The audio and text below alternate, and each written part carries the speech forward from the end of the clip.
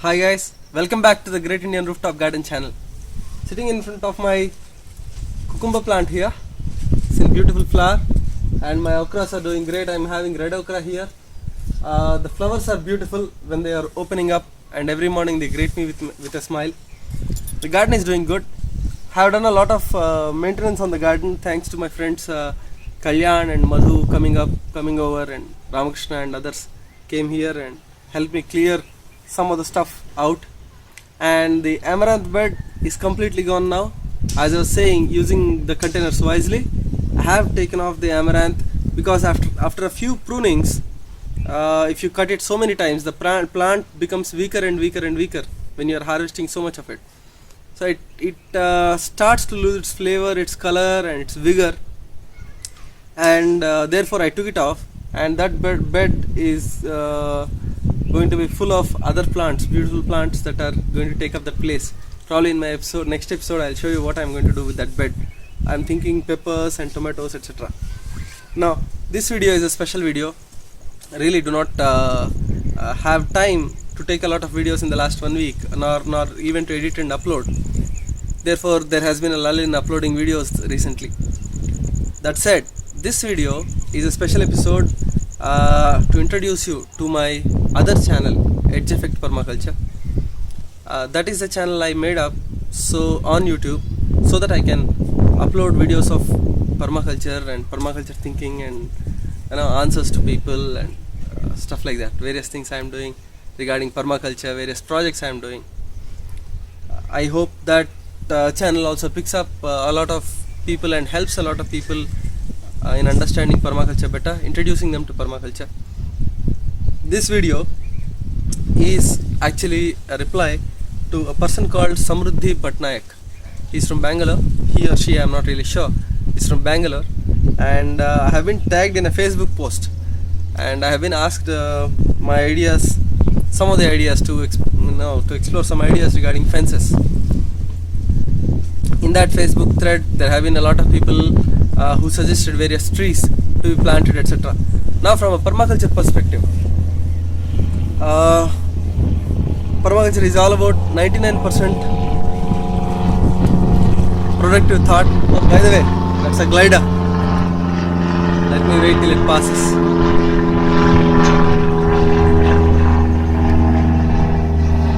Yeah.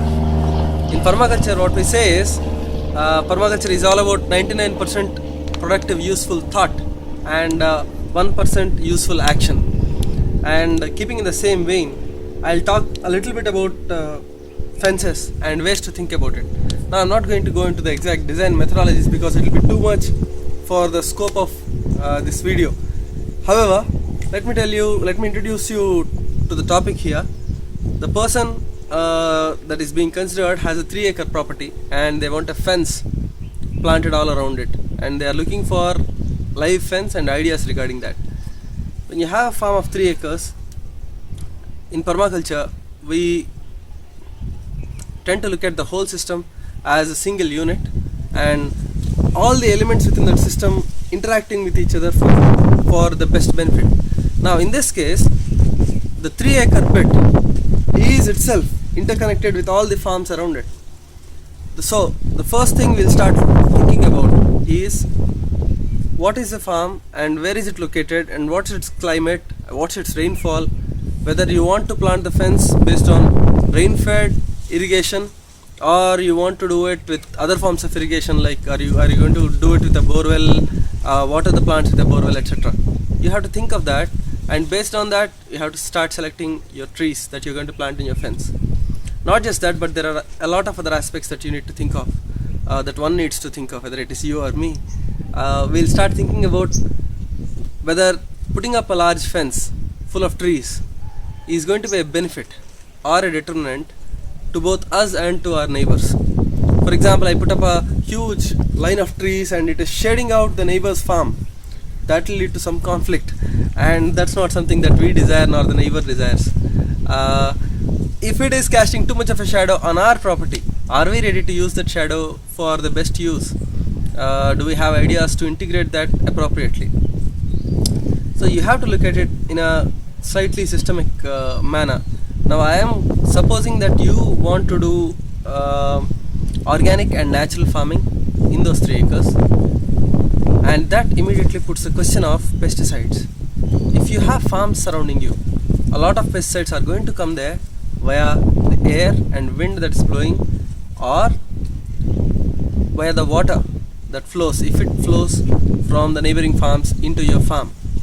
Now one of the ideas would be to stop it in a ditch or something, fill it up with mulch, create a bioswale. There are lots of techniques for that, and you would want to think of the trees that would soak up, that would absorb all those toxins from the soil, preferably timber trees or firewood trees, fuel trees, that would take up all those pesticides from the water, from the soil, and give a buffer for your farm. Similarly, you need to think of using the fence for various functions that it can perform. It can give you food, yeah, it can give you fuel, it can give you fertilizer like mulch, etc. It can be a habitat. If you want a wild looking fence that provides a lot of habitat, brings in a lot of birds, native birds to nest in your trees, bring in a lot of bees and pollinating insects, all those things one can think of when setting up a live fence. And in almost all the projects that I did, each direction the fence was different. My eastern fence had various much different species than the west side fence, which is different from the north side, and which is different from the south side. That is based on sun angles, rainfall, this and that, slope, and all those things, what surrounds me, etc. I don't want to just plant a tree and that's not the right way to go about it, because in permaculture we have something called a keyline scale of permanence. A person called P.A. Yeomans is said to have come up with this idea that there are various things in an order of permanence. Some things are easier to change and some things are very, very difficult to change. That's called a scale of permanence, keyline scale of permanence. Google that. Climate, for example, is very, very difficult to change. I can't so easily change the climate that I'm living in Hyderabad. But say the dirt in a container is the soil in a container is pretty easy to change. It's not that permanent. I can simply take it off, modify it very easily. But trees do rank pretty high in terms of permanence. So once you plant a fence, if you don't do it with proper thought, you might have to take it out, take out a particular tree because it's causing one problem or the other, and then you'll be left with a gaping hole in your fence from which the wind tunnels and a lot of nonsense happens. Or you might have to live with it and tolerate it and adjust everything else according to that. So rather than go through all that hassle, what we need to do is just take a paper and write down what we are looking at in terms of a fence. Do you want a marketable produce from it, or are you looking at it to fence out animals or fence in animals?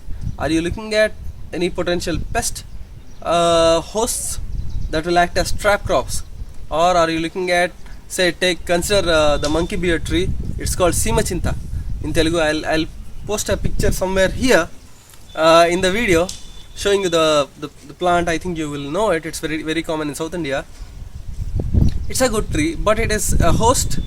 It's a food for many types of caterpillars. Usually 1 or 2 types of caterpillars feed on it. Now those caterpillars can jump onto other trees and destroy things, etc. And all those things might happen. And then this tree, although it's there on the fence, is a mess for your farm as a whole. It will act as a host for various caterpillars, and they keep on coming and growing in population and affecting your crops, etc. If you are growing a crop system, you might want to consider whether you want to create an acidic soil, a soil that is slightly alkaline, you want a fungal dominated soil or a bacterial dominated soil. If you are growing crops, generally you would want a bacterially dominated soil rather than a fungal dominated soil. But your trees can provide you either way. Whichever way you select the trees and select what you want to do with those trees and the mulch and stuff like that. So that the fence can be a very beneficial element if you start using it. It can give you food, all of that, and you're looking for all of that. But just think of it in terms of the scale of permanence and give it enough time. I suggest going with things like bougainvillea and casuarina and probably lucina subabul. one of my favorite trees, by the way. A few trees like that which are pretty cost effective. You can just broadcast them or just sow them here and there. You can go with Glycidia as someone else suggested. Maybe a couple of neems here and there. Quite a lot of neems if you want. Neem is a good option. Lots of options for species, but I would not jump in directly with anything that is permanent. I would look at a fence that will come up very quickly with Glycidia, probably with Lucina. Probably 1 year you can have a 6 foot high, 7 foot high fence all around your farm. I'll say go with that. Observe your land, think of your irrigation, and then start including other trees into the system. Does your fence need thorny bushes? Are you looking at keeping feral pigs out? Do you have a rabbit problem, and are you thinking about growing carrots, etc.? What is it that you're looking at? How is the snake population there? Creating a habitat for it, for the snakes there. Is it a problem to the house in the farm or to the work in the farm? What are you looking at? Is the farm going to contain a house where you are going to stay, or is it just purely agricultural and horticultural? All these things, just think of it. Think of a fence not as an isolated element, but think of how it interacts with the outside farms. Think of how it interacts with the farms inside. You can think of fences as windbreaks. Putting a really good effective windbreak can reduce your watering requirements by about 30 to 40% easily if you have good windbreaks. There are a lot of people I have come across in the organic movement, and even some people who are saying they do permaculture, etc., not valuing the windbreaks. I have heard people say, the moment I start saying windbreaks, they'll say, we are not going to listen to that. I have had people like that to talk to. Windbreaks can reduce a water load and stress on the plants by a large margin. In fact, it's one of the biggest things that Bill Mollison keeps on talking about in various interviews. That you put up windbreaks. And I met an excellent permaculturist called Dr. Venkat. And when I went to his house and I showed the photos of my gardens, etc., he looked at the landscape around it and he said, all that land is empty, go plant a windbreak. That was one of the first suggestions he gave to me, is to put up a windbreak. Not many people understand the value of putting a good windbreak. That's I think it ranks pretty high as a requirement for a sustainable farm, for a healthy farm, in my opinion. Right from the old Roman ages and ancient Chinese systems and Japanese systems all the way to the modern day, windbreaks are looked at very pertinently. In China, they would put a windbreak for each row using gunny bags when they are growing vegetables. That's how beneficial it is, even in traditional systems. That's how much it was valued. So think of your fence as a windbreak. Which is the direction that you are getting the wind from? You might also want to think about whether you want to block out any areas from sound. Maybe you have a highway and you want to block out all the noise. As I said earlier, maybe you want to stop the pesticides coming into your farm. Maybe you want to open up a particular view. Then you might want to go for a shorter living fence. Maybe you are looking at stopping the smells, stopping or allowing, for that matter, a particular direction of wind. Maybe you will tunnel wind and use it to create a windmill for yourself. There are all these possibilities. Just sit down, dream about it, think about it, think of all the possibilities you have with your fences. Then after that, think about each part of the fence. Maybe one large tree in a wrong place can really cast a shade in the wrong season. We have the sun going towards the south in the winter, and if you have a large tree towards the southwest of your, or even southeast of your farm, it will cast a pretty long shadow on a small farming patch, and maybe your production goes down there a little bit. So think of all those things. A fence can also be a trellis. You can start the fence to be solid pole timber kind of stuff, and then use it as a trellis to grow crops on it. You can plant the fence in a trench. You can plant it on a mound on a trench, around a ditch. There are all these options. Just go wild, write down what you want. Based on that, keep on writing, designing a fence essentially. Looking at all these directions, etc. That's what we call sectors in permaculture. I'm not going to go deep into that, but that's one more design methodology, design method, design concept that we use to put the elements in the right place. So rather than jumping into what species you want, first think of what all you would want to achieve at a basic level from your fence. Then layer on top of it various uses that you might want to put in. If you are a walking person and you want to take a morning walk around your farm every morning, maybe one single row or a couple of rows of vegetables and other required food crops all along the path, on the interior side, etc. All those little things really amp up the productivity and capability of a farm and increase the diversity.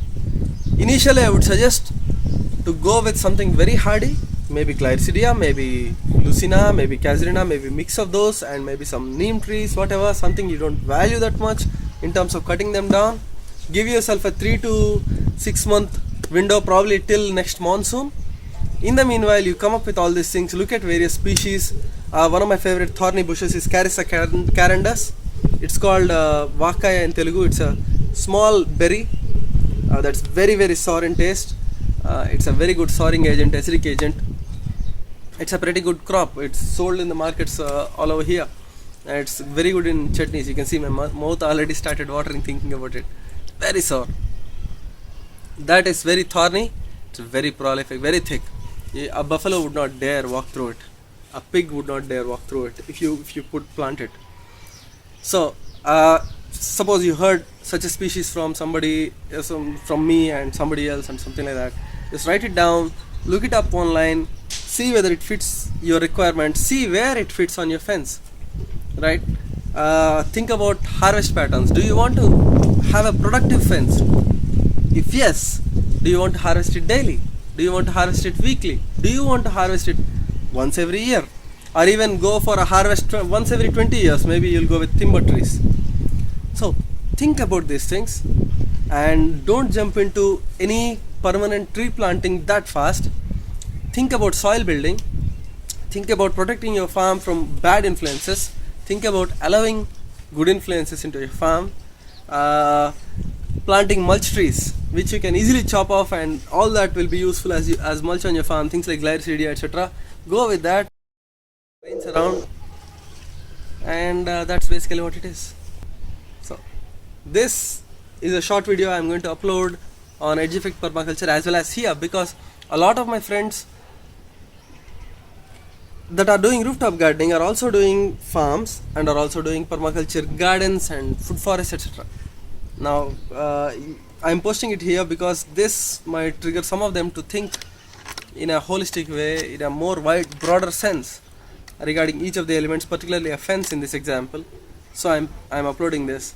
There's another reason why I have to put it on video, is because a lot of people have asked the same question on Facebook, and I figured if I put up a video, it's really rather easy to share this with any of my friends who would ask a similar question.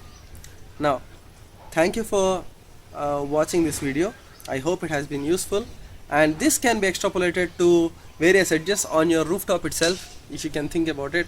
Yeah, that's about it, I guess. Share this with your friends who are farmers if you think it is useful. Yeah, please leave your comments down there, subscribe, keep watching the Great Indian Rooftop Garden channel with a very productive garden all around me. DJ signing off. Have a great day.